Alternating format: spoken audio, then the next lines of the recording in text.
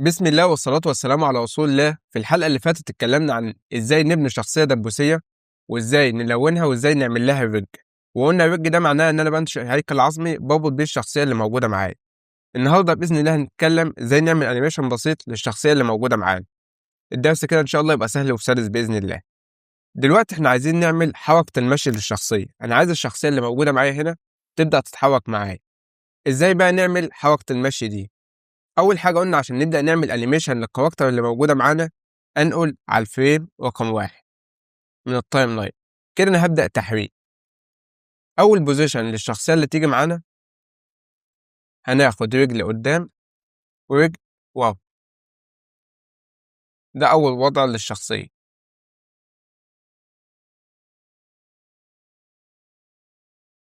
وبالنسبة للإيدين، الإنسان وهو ماشي بتكون حركة الإيد عكس حركة الرجل. يعني لو رجل الشمال هي اللي قدام، الإيد اليمين هتكون معاها هي اللي قدام، والعكس لو رجل اليمين اللي قدام، الإيد الشمال اللي هتكون معاها قدام. هنا الرجل الشمال هي اللي قدام، هحرك الإيد المعاكسة تكون معاها قدام،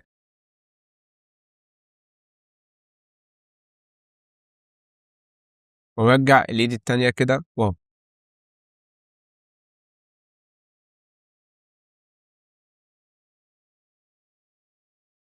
بالشكل ده. وممكن أعمل سيلكشن على كل البونز اللي موجودة معانا وأنشئ لها كي فريم. ده كده أول بوزيشن معايا في الحركة.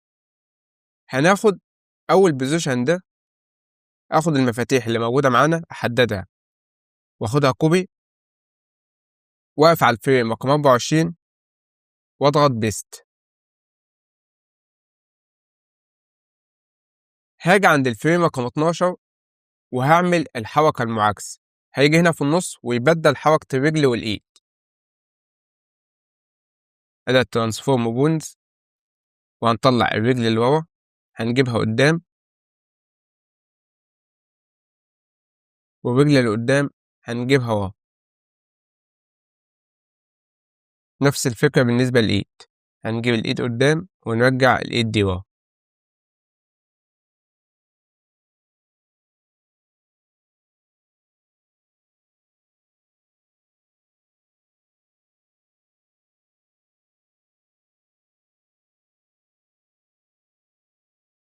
نفس الفكرة هحدد البونز اللي موجودة معانا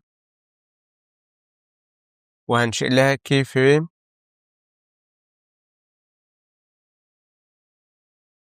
تعالوا نبص كده على بداية الحركة.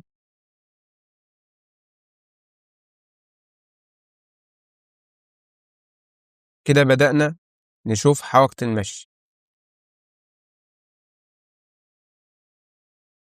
بص كده معايا، كده احنا عملنا الأوضاع الأساسية لحركة المشي اللي هي مفاتيح الحركة الأساسية. تعالوا كده نعمل بقى مفاتيح فرعية عشان نجمل ونزين الحركة اللي موجودة معانا، ما تكونش حركة جامدة بالشكل ده. أول حاجة، الشخصية وهي بترفع رجلها مستوى الجسم بيطلع لفوق. ممكن أرفع الجسم لفوق من العظمة الأساسية الخاصة بالجسم، أضغط عليها وأضغط شيفت.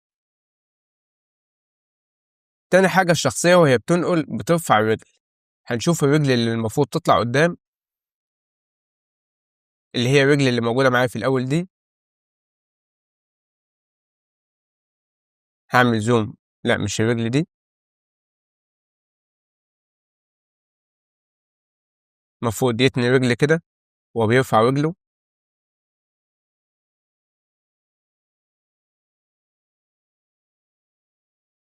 يبقى الشخصية بتبدأ مستوى الجسم بتاعها يرفع ويتني رجليه وتنزل. هنعمل نفس البوزيشن بس بالعكس. هنقف على الفريم رقم 18. لو أنا دلوقتي عايز أرفع الجسم في نفس المستوى اللي كان موجود عند الفريم رقم 6، ممكن أحدد العظمة الخاصة برفع الجسم وآخد مفتاح الحركة اللي موجود معايا هنا باللون الأحمر. وللتوضيح اللي موجود معايا هنا، هلاحظ إن في عندي مفاتيح. أول حاجة مفاتيح لونها أحمر، والمفاتيح اللي موجودة معايا فوق. دلوقتي عايزك تلاحظ معايا لو أنا كده مش محدد ولا عامل سيلكشن على أي عظمة موجودة معايا مش هتلاقي مفاتيح باللون الأحمر. طب ليه بقى؟ دلوقتي هنا بيقول لك إن في مفتاح حركة، بس مفتاح الحركة ده بتاع أنهي عظمة أنا مش عارف. لو أنا حددت أي عظمة كده هلاقي المفاتيح الحركة الخاصة بالعظمة دي بس اللي أنا عامل لها سيلكشن. لو أنا شلت السيلكشن هيختفي لأن أنا مش محدد أي عظمة. دلوقتي لو أنا عايز أنقل مفتاح الحركة بتاع العظمة الأساسية الخاصة بالجسم هعمل لها تحديد وهاخد المفتاح اللي هنا باللون الأحمر. وممكن اختصارا من لوحة المفاتيح أضغط كنترول وسي وهكون واقف بالمؤشر على الفريم رقم 18 وهضغط كنترول وفي.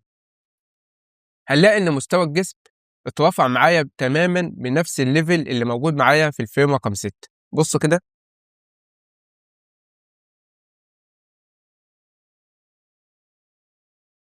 كده انت ضمنت ان مستوى الجسم هيبقى في نفس الارتفاع تمام. تبدأ ترفع الرجل العكسية اللي المفروض هتتنقل لقدام.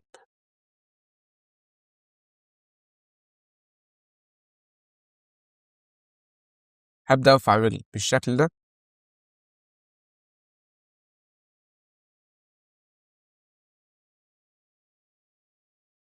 تعالوا كده نبص.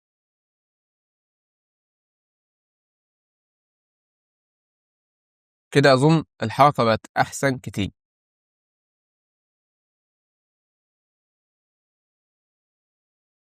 ممكن عند الفريم رقم 12 أعمل حركة بسيطة في الصدر وحركة في الرأس.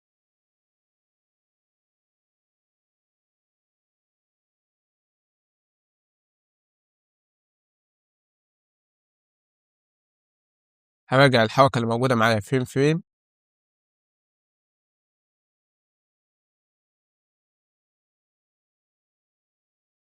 ممكن أظبط دي كده.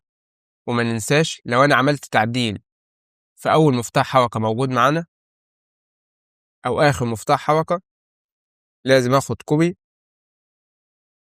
وأحطه وأخليه آخر مفتاح حركة. لأن هنا الحركة لازم زي ما بتبتدي لازم زي ما تنتهي، يبقى أول مفتاح معاك زي آخر مفتاح حركة معاك، عشان لما تعمل حركة دائرية تكون منتظمة وما يحصلش فطة في حركة الجسم وأنت بتعمل حركة السايكل. ممكن كمان أعدل هنا كده.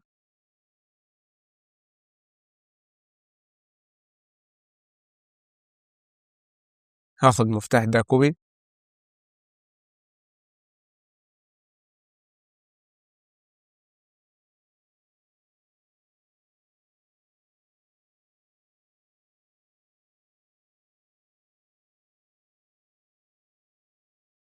دلوقتي أنا كده عملت الحركة الأساسية اللي موجودة معانا اللي هي حركة المشي. لو أنا عايز الشخصية تمشي معايا دلوقتي أكيد مش هقعد أنقل المفاتيح دي كوبي كده وأقعد أنقل المفاتيح دي كلها. أنا عايز أكرر نفس الحركة اللي موجودة معايا دي اللي هي حركة المشي. عايز أكرر نفس الفريمات اللي موجودة معانا في أول ثانية. هاجي على آخر مفتاح موجود معانا وأعمل له سيلكشن وأضغط كليك يمين وأضغط سايكل. وخلي بالك هنا إن أنت لازم ترجع على الفريم رقم 2. يعني أنت تخيل كده معايا إن أنت عندك أول مفتاح حركة زي آخر مفتاح، فأنت أما تقول له عايز أعمل سايكل فأنت مش هتكرر نفس المفتاح اللي موجود عند الفريم رقم 1. يعني تخيل كده معايا الحركة تبدأ من هنا. الشخصية كده ماشي هتقف عند الفريم رقم 24 يبدأ يكرر الحركة تاني. هيبدأ يكررها من المفتاح رقم 1 إزاي؟ أما أصلا المفتاح رقم 1 هو نفسه المفتاح رقم 24.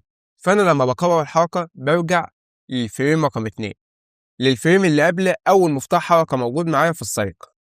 في الإصدارات الحديثة من برنامج موهو هو تلقائيا بيرجع للفريم ده، لكن في الإصدارات القديمة ممكن تلاقيه عمل لك السايكل بشكل تلقائي على أول مفتاح حركة موجود معاك. فنخلي بالنا من الحتة دي. وليكن هتلاقي في الإصدارات القديمة عمل الحركة بالشكل ده. هتلاقي السايكل معاك. لو تلاحظ كده ممكن أكبر التايم لاين من الزائد اللي موجودة معايا هنا. هتلاقي عمل السايكل على أول مفتاح حركة موجود معاك.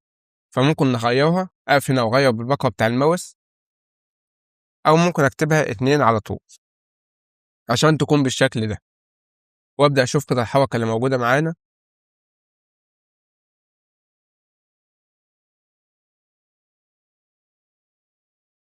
هتلاقي الشخصية اتحركت معاك والدنيا بقت سلسة، وده أول أنيميشن أنت قدرت تعمله على برنامج مو.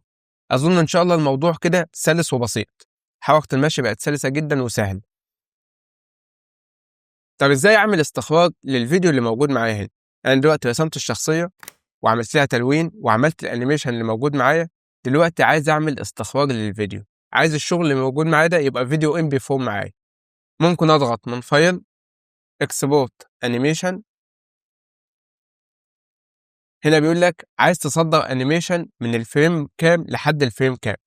هنا اقول له مثلا من الفريم 1، وليكن انا عايز اصدر لحد الفريم مثلا 120. اقول لحد الفريم 120. وممكن كمان لو انا عايز الغي الخطوه دي، ممكن من الاول ان انا اخلي التايم لاين اللي موجود معايا اصلا لحد الفريم رقم 120، بان انا اقف على الفريم رقم 120. ولو انا عايز اقطع التايم لاين اللي جاي ده كله ده الغيه، هضغط الت واضغط كليك يمين وانا واقف على الفريم رقم 120. فانا كده تلقائيا اول ما هضغط اكسبورت انيميشن، او كمان ممكن اضغط كنترول اي على طول، هلاقيه هنا لحد 120. طب مثلا لو عايز اخليه لحد 96، اقف على الفريم رقم 96 واضغط الت واضغط كليك يمين، هضغط كنترول اي، هلاقيه وقف لي عند الفريم رقم 96. اما بالنسبه للاوبشنز اللي موجوده معاك هنا هتسيبها زي ما هي. اكسبورت تو هو المكان اللي انت عايز تحفظ فيه الفيديو، وليكن هختار مثلا ديسكتوب، وممكن اسميه مثلا حركه المشي،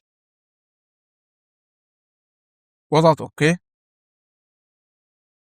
هلاقي بدأ لي عمل لي استخراج لحركه المشي الخاصه بالشخصيه، وبدأ يشغل لي الفيديو. انت كده عملت اول انيميشن معاك وعملت له استخراج من البرنامج. وكده نكون خلصنا اساسيات البرنامج، شرحنا الادوات وشرحنا البانلز اللي موجوده معانا، وشرحنا ازاي نبني شخصيه وازاي نعمل لها ريج، وازاي نعمل انيميشن، وازاي نعمل اكسبورت للفيديو بتاعنا بعد ما نخلصه.